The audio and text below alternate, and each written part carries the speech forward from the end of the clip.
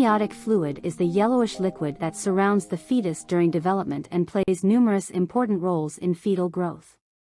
First, amniotic fluid provides the fetus with room to grow. It also serves as a cushion between the fetus and the umbilical cord as well as between the fetus and the uterine wall. Amniotic fluid also helps protect the fetus from infection because it has antimicrobial properties.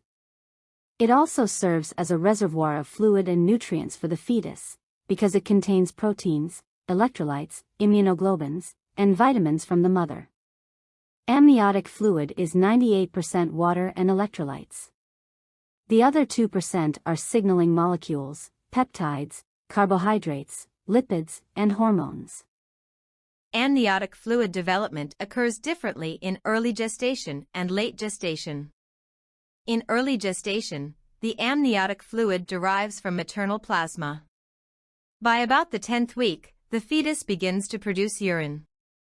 Until the 22 to 25th week, the fetal skin is non-keratinized, which allows amniotic fluid to penetrate the skin and the surfaces of the placenta, amnion, and umbilical cord, which are freely penetrable to water and solutes. This allows carbohydrates, proteins, lipids, and electrolytes to freely diffuse from the placenta to the fetus through the integumentary system.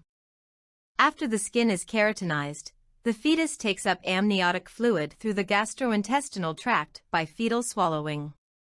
The swallowing of amniotic fluid plays an important role in the growth and development of the gastrointestinal system by exposing the system to hormones and growth factors, which are found in amniotic fluid, and play a role in enhancing bowel trophism and immunological defense.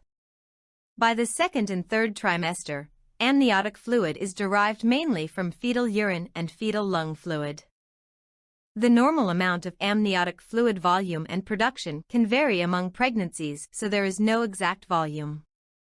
Further, a certain volume may be adequate for one fetus but inadequate for a separate fetus in a different pregnancy. The amount of amniotic fluid continues to increase to a maximum of about 400 to 1,200 milliliters at 34 to 38 weeks gestation. After 38 weeks, amniotic fluid volume production declines by about 125 milliliters a week to about 800 milliliters at 40 weeks. Abnormally high or low amniotic fluid volumes have been shown to predict poor fetal outcomes, so a normal amount of amniotic fluid volume is crucial to the healthy development of the fetus or embryo. Oligohydramnios refers to amniotic fluid volume that is less than the minimum expected for gestational age. This can occur when there is an underproduction or loss of amniotic fluid. Polyhydramnios refers to an excessive volume of amniotic fluid. This can occur due to overproduction or decreased absorption of amniotic fluid. Either of these two conditions can occur with no identifiable cause, or idiopathically. Oligohydramnios can occur when there is an underproduction or loss of amniotic fluid, or both. Any maternal condition that can lead to uteroplacental insufficiency can potentially lead to oligohydramnios. This includes preeclampsia, chronic hypertension, vascular disease, nephropathy, and thrombophilia. ACE inhibitors and NSAIDs may cause oligohydramnios possibly due to adverse fetal renal effects on the renin-angiotensin-aldosterone system. It can also occur due to maternal dehydration. Any placenta issues that can cause uteroplacental insufficiency can also cause oligohydramnios. During twin-to-twin transfusion syndrome, the donor twin may develop oligohydramnios while the recipient twin develops polyhydramnios. Any condition that inhibits renal perfusion or urine formation, or block the urinary tract, thus prevent urine from entering the amniotic cavity, can cause there to be too little amniotic fluid. Again, conditions that impair the production or passage of urine can cause oligohydramnios due to underproduction. Any chromosomal or congenital condition that causes genitourinary tract abnormalities, or impaired or absent development of the kidney can lead to oligohydramnios.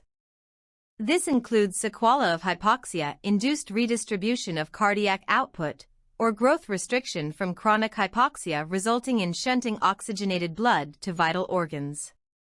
Any urinary obstructions can lead to oligohydramnios, including posterior urethral valves, urethral stricture or agenesis, or persistent cloaca. Conditions that cause a loss or leakage of amniotic fluid may cause oligohydramnios. Rupture of membranes accounts for 37% of all oligohydramnios cases that occur in the second and third trimester. It can also be due to fetal demise. About 50% of oligohydramnios cases occurring in the third trimester are of unexplained etiology, but usually associated with better outcomes. Oligohydramnios occurs when there is not enough amniotic fluid. This can become so severe that there is a complete or near-complete lack of amniotic fluid, which is referred to as anhydramnios.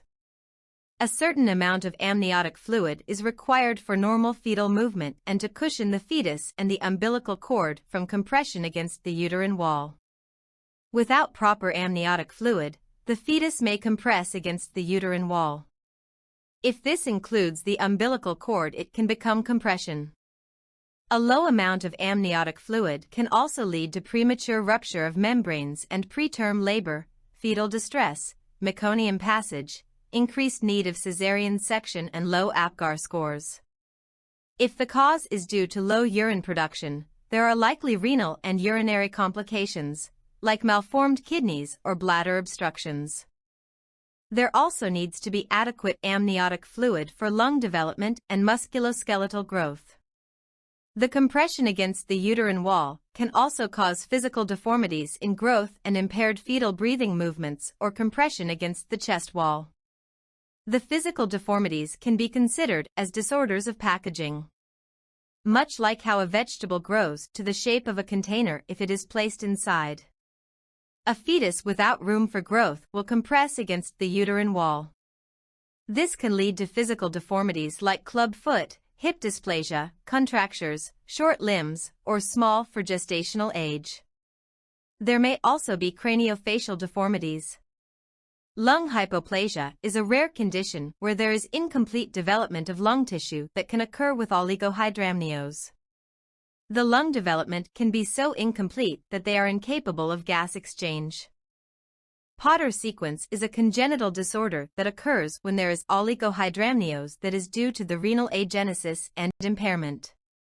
This occurs when the fetus swallows amniotic fluid appropriately, but the kidneys are unable to replace what was consumed. This leads to severe compression of the fetus's chest wall and deformities of the fetal physical structures. There may be Potter's facies which are due to the fetus's face compressing against the uterine wall. This includes a recessed chin, wide-spaced eyes, flat nasal bridge, and low-set ears. If the amniotic fluid leak is prolonged, it removes some of the antimicrobial protects provided, placing the fetus at risk for infection. Treatment for oligohydramnios depends on the cause and amount of fluid lost. If the cause is known, it should be managed appropriately. The pregnancy should be monitored closely. Amniofusion can increase the amount of amniotic fluid by infusing sodium chloride or Ringer's lactate into the amniotic cavity, but comes with many risks, contraindications, and complications.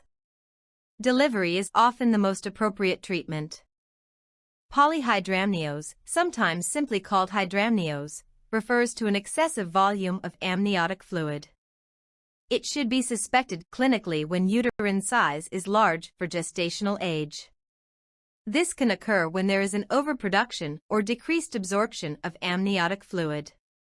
Maternal diabetes can lead to polyhydramnios, but the mechanism for this is unclear.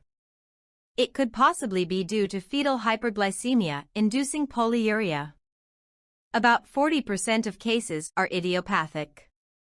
After birth, about 25% of cases that were considered idiopathic were found to be due to an abnormality. Multiple gestations account for about 10% of cases. This can occur during twin-to-twin transfusion syndrome, where the recipient twin receives extra amniotic fluid while the donor twin develop oligohydramnios. Fetal anomalies that interfere with fetal swallowing or absorption of fluid are the most common conditions causing polyhydramnios. A gastrointestinal obstruction occurs when there is a true disconnect in the tract. For example, with an esophageal atresia, the esophagus ends in a pouch and has no connection to the stomach. This would prevent the fetus from swallowing any amniotic fluid. Neuromuscular disorders, like anencephaly and myotonic dystrophy, are rare causes of polyhydramnios, but may develop due to impaired fetal swallowing. High fetal cardiac output states can lead to increased fetal urine production. This may occur with fetal anemia due to alloimmunization, parvovirus 19 infection, fetal or maternal hemorrhage, alpha-thalassemia, or hemolysis secondary to glucose 6-phosphate dehydrogenase, or G6PD, deficiency. It can also occur with Bartter syndrome, a renal tubular salt wasting disorder where the kidneys cannot reabsorb sodium and chloride in the thick ascending limb of the loop of Henle. Infants that are large for gestational age and found to have polyhydramnios could be due to Beckwith-Wiedemann syndrome. It has also been associated with trisomy 18 and 21. If there is polyhydramnios with documented fetal growth restriction, it can be suggestive of trisomy 18 as there may be difficulty swallowing or intestinal anomalies in this condition. Most idiopathic cases resolve spontaneously with a benign maternal course. However, there is an increased risk for macrosomia. When there is too much amniotic fluid, this increases the risk that part of the umbilical cord can drop into the vagina ahead of the fetus, called a cord prolapse. With the extra room, this may cause the baby to present during delivery inappropriately, which increases the chance of needing a cesarean section. There is also an increased risk for placenta abruption. This is due to the overdistension or rapid deflation of the uterus. If there is an identifiable cause for polyhydramnios, it should be treated as appropriate. Other interventions depend on the gestational age of the fetus, severity, and presence of symptoms. The pregnancy should be monitored closely for complications.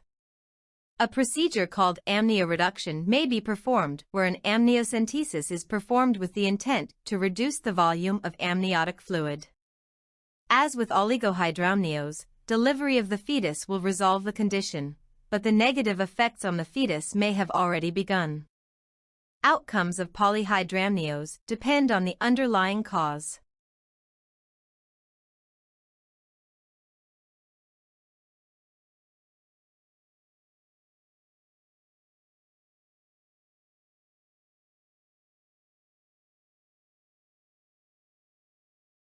The fetus growing from an egg to an infant is truly amazing.